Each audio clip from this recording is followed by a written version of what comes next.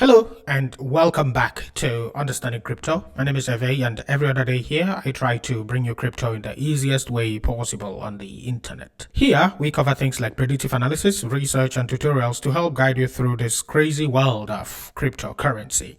So if that's the type of content you find interesting, be sure to click that like button and subscribe to the channel so that you don't get to miss any other value-packed video like this one. With that said and done, let's get right into it. So, was that a dump? The markets basically collapsed the other day, and I was updating you on Telegram right before, or I think we were actually in the midst of that collapse when I made a video, talking about BTC not having reached my zone, which we have been anticipating for the past couple of weeks. And just right after that video, the markets went absolutely, well, it was not parabolic. They went parabolic to the downside. Yeah, a downside type parabola. And by parabola to the downside on BTC, of course, that will mean that a big rally on USDT. We are actually looking at USDT dominance right now, and this is on the 1 hourly time frame. But there are some interesting things here. If you remember in the other video, we were talking about USDT dominance not going above this particular high. Well, USDT dominance did go above that high. It essentially called our bluff and went right up. And I was like, okay, are we really doomed? Could it be that we are doomed? But I looked at the daily time frame, and as we go to that daily time frame, you will see something interesting. You'd see that the big rally that we had to the upside only came right back down to close below that 0.786 Fibonacci level right here. And not just that, it also closed below the 100 EMA on the daily time frame. Let's bring that up, shall we? Yes, this 100 EMA, you will see that USDT dominance now closed below the 0.786 and also below the 100 EMA, and that EMA was the reason why I was telling you that there is a chance that USDT dominance continues to move to the upside, which will move BTC to the downside, because it closed this candle right here above that EMA, even though it closed below the 0.786. So that was my own idea of USDT dominance moving even higher. Now it moved so high, and I did not have the confirmation for this 2.618 right here, but it moved right up to there. Well, it came right back below the 0.786 and also below the 100 EMA. Right now, it is currently using this 0.618 as support, and it has moved back to the upside. Now, I would assume that that is just a retracement. Another important thing to note about this USDT dominance thing is the daily stochastic. So daily stochastic, we actually had a bearish divergence on that daily stochastic. So upon all that big move to the upside, USDT dominance did not put in a new high on the stochastic, meaning that we did not have as much momentum in this move to the upside as we had right here. So the bearish divergence remains in this zone, which means that we will still expect a dump for USDT dominance. Of course, expecting a dump for USDT dominance will mean that we are actually expecting a rally on BTC. So that's basically what we are seeing here on USDT dominance. Now, this is zoomed in. If we zoom out and look at what is actually going on the macro, we will see this huge inverted cup and handle, and this is actually my own thesis for a potential bull run for altcoins. Without this plummeting right here, I don't see how we will get that alt season. Of course, this plummeting will also need BTC dominance to plummet. BTC dominance, we will come to that in a minute, but this is really just what we are expecting for the alt season. This is where the money is going to come from, and honestly it will be a very big crash for USDT dominance. So the other time I was suspecting that it could just be the golden age, as President Trump has been talking about. Really, that's the type of thing that will bring us that much capital in this market. The other day, President Trump had issues with Canada and Mexico, the tariff or the trade war. I was actually expecting it to stop quite soon. And my reasoning for that was because I couldn't see BTC going lower. If you remember, I posted this chart. I posted this chart right here on X. This is Herve Crypto on X, and I also sent you the same chart and forecast here on Telegram.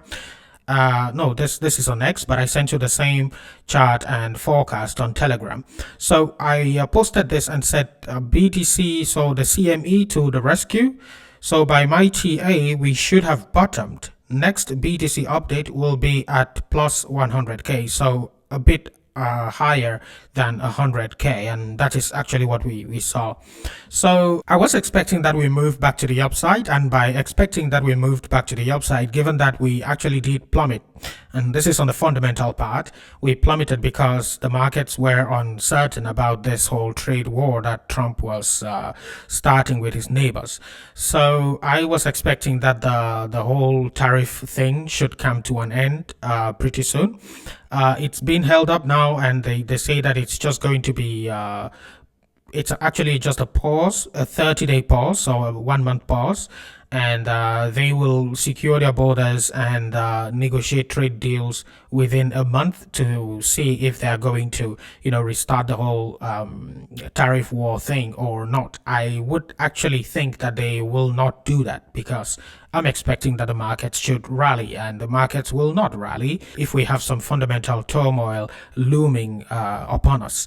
So yeah, that was how I tried to use my forecasts from the charts, to relate with what is going on in the real world, like what will happen with that tariff thing. So yeah, this was the CME, and I was expecting that we move back to the downside on USDT dominance just from this forecast. So if we go to BTC dominance, it went back up, but it's still in that zone, I would assume. Okay, yeah, it's still in that zone. It went right up to here, and this is the 0.786. My God, this thing has actually, this cycle has been crazy, to be honest with you. This cycle has been horrendous. I mean, when will we actually crash on this thing? Because that is really just what we are waiting for.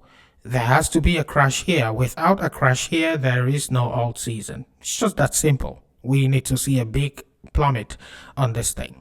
Without that, we cannot have any alt season.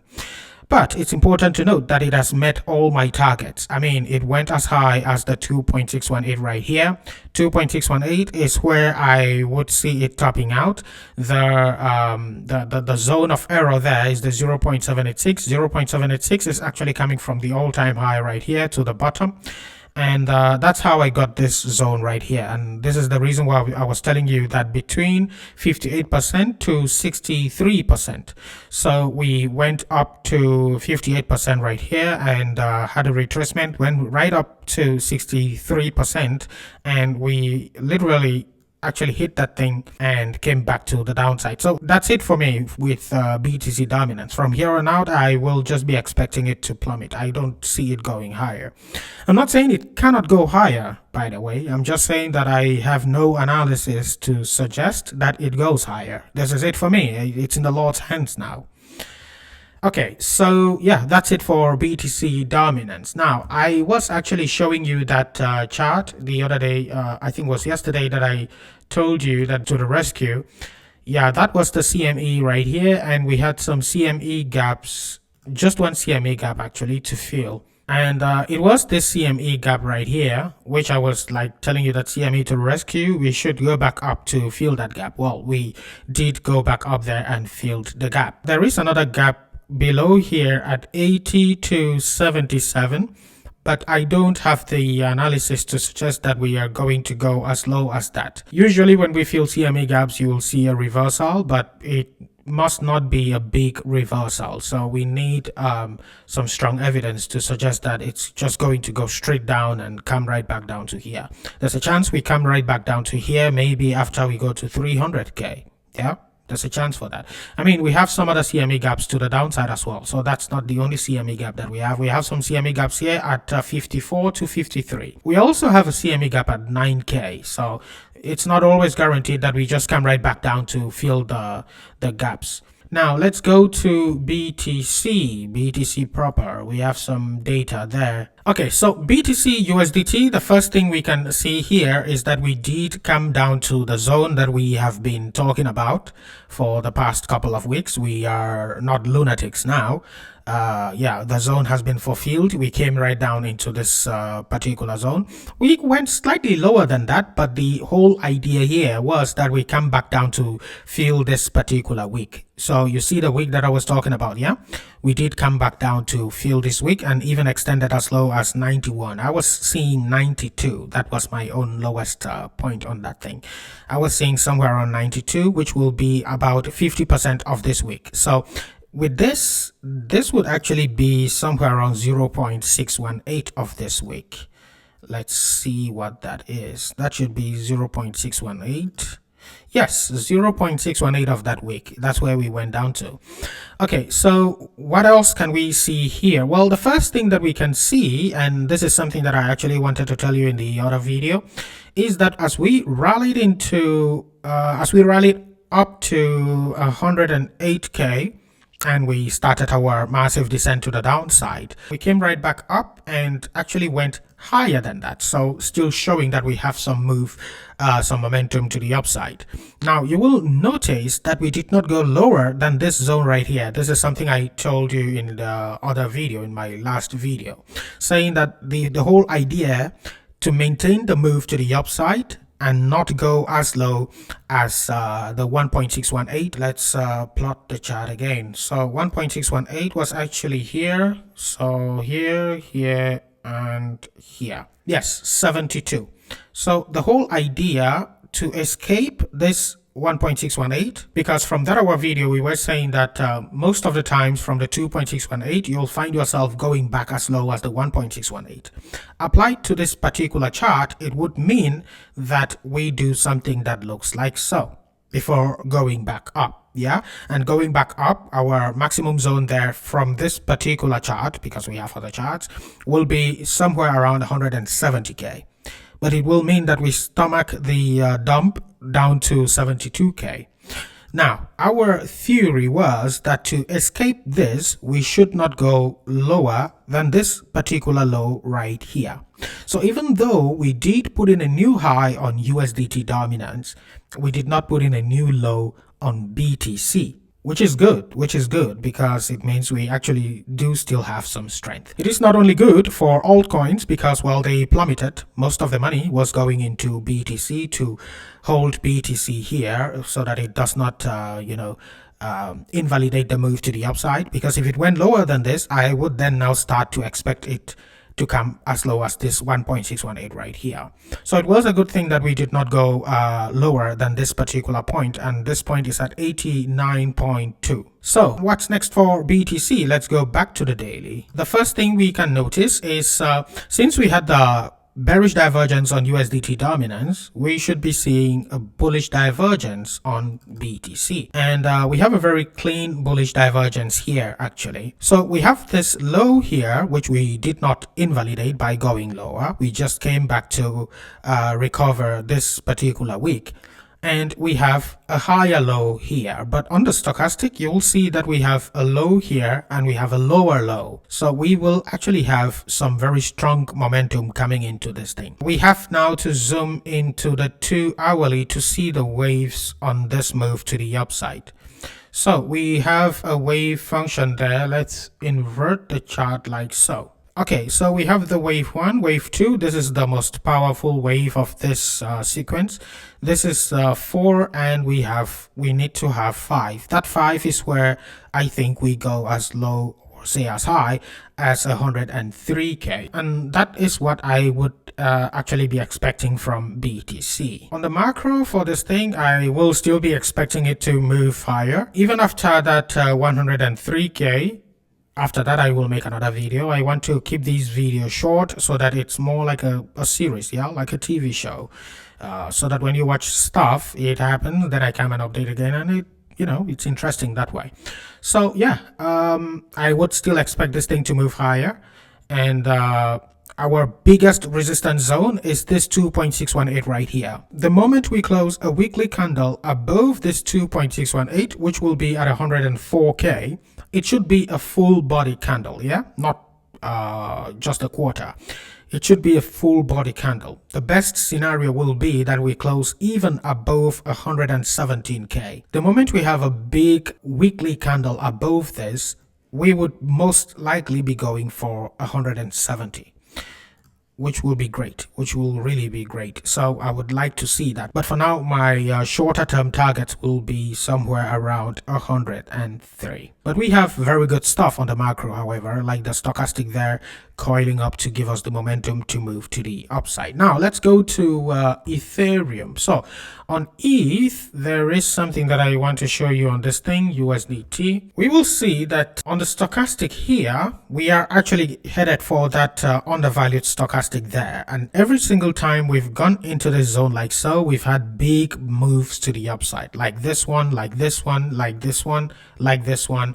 Like every other time we go to that undervalued level, you see a big move to the upside. And it's actually good that we came back above this 100 EMA on the weekly time frame. This is actually good. This is really good. And I just see this to be a liquidity sweep, to be honest. And there is a chance that we don't even go lower than that.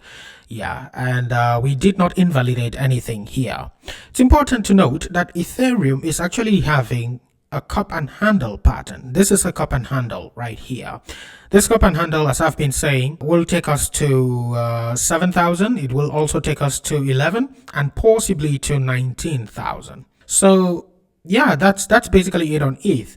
The biggest resistance zone is 4,000. The moment we close a weekly candle above 4,000, you are headed for 7. And that's 7. There is no, we can't say that we will stop there, but this will be the next level to target.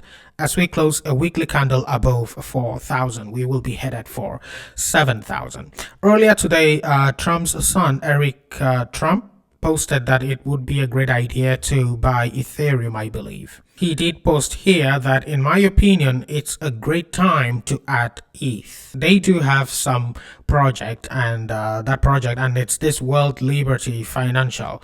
And they keep buying ETH. They've bought ETH, they've bought Herve, they've bought Chainlink, they've bought ENA. That's Ethena, the protocol, and it's actually a stable coin type thing. I invested in it actually some time ago and made a 2x. I did signal that in the Discord, I think. And I think it's still going to go back up. All of these altcoins will still go up. They will still go up. Just that we don't know when, and really that's the problem. And we are really just waiting for BTC dominance to move to the downside, then we can actually reap the fruits of our labor. Okay folks, I will see you in the next one when BTC does another move to the upside. I think it's going to go to 103. I'm closely monitoring it. As I've said, we have put in a new higher low, and as that remains the case, there's a very good chance that we are done with the plummeting, because here, this is the new higher low right here. And let me just bring that like so. This is the new higher low. This is the lowest low here. This is the higher high to this one, and this is the new higher low. And yeah, we have not changed the trend yet. We are still in an uptrend. I will have to update you in the next one. I'm expecting it to come back above this zone right here, somewhere around 103. I'd like it to come here, then we can make another update, because that will give me a very good picture of what is actually going on right here. But until then, stay safe.